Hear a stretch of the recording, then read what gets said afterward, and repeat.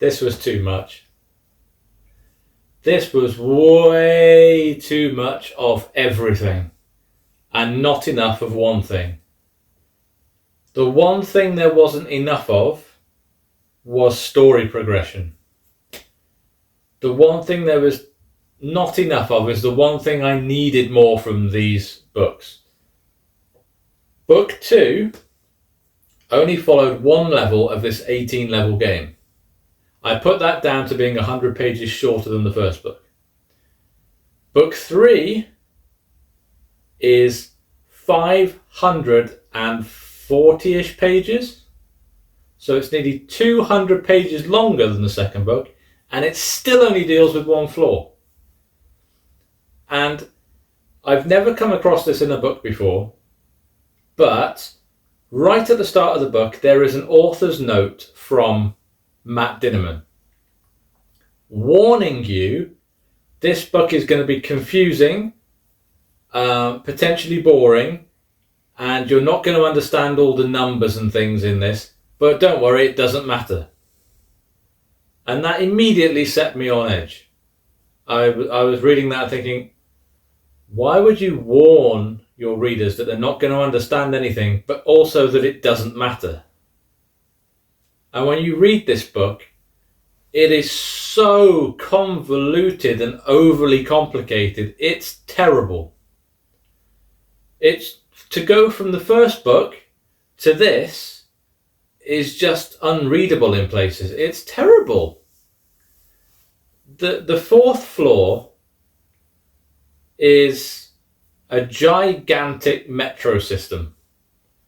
Subway trains, mostly, steam trains, diesel trains, but it's all a subway network, essentially. And there are various stations where certain facilities are, which means those numbers are repeated over and over and over again, and you lose track of where you're going. But then you discover that there are variations of all of those stations, depending on what train line you're on. And there's the red line and the orange line and the blue line and the Nightmare Express and the Escape Velocity and the Ochre line and the what was the other one called? There were some weird ass colours. Like there's 200 colours, some of which I've never heard of in my life, and you can't keep track of anything. One of the best characters, Mordecai, isn't even in most of this book because he suffers some sort of penalty box thing. It's just ridiculously complicated for no apparent reason that I can surmise. 550 pages of numbers and train stations. It was awful in places. It's terrible. It's almost like it's been written by somebody who's read the first book and tried to write fan fiction for the third. It reads as somebody else is trying to emulate the first book in a new setting and put it on AO3. And really, that's doing AO3 a disservice because this is terrible. There's wildly amazing fan fiction on AO3. This would not be one of it. I don't know. The only really interesting part of this book for me was seeing Katya's development. And how she grows as a person and with her abilities. But the rest of the book really was a massive letdown. I mean, I still can't really describe it. My wife asked me what happens in the third book, and I'm like, there's trains, numbers, confusion.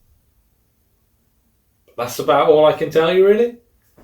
And it's a huge shame because I was hoping that it would get better, the pacing would pick up, we'd get through more levels, and then I find out that he's planning on over 10 novels for this series, and I'm sorry, but I will not be following it.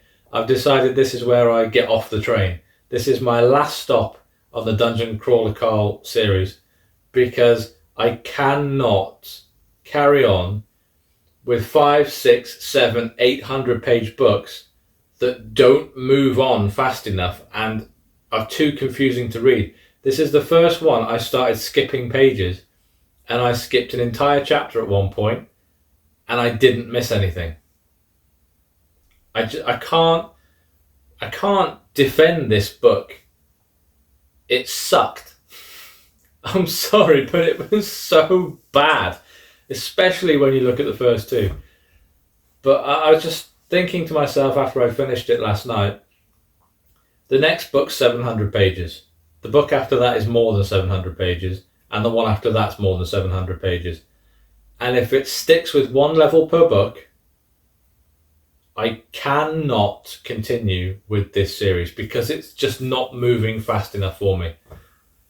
So if you haven't read Dungeon Crawler Carl and you're thinking of getting into it, because a few people have messaged me asking, yes, read the first book because the first book is very good. It's cringy, it's toilet humour, and it's blatantly obvious that it's been written by a man.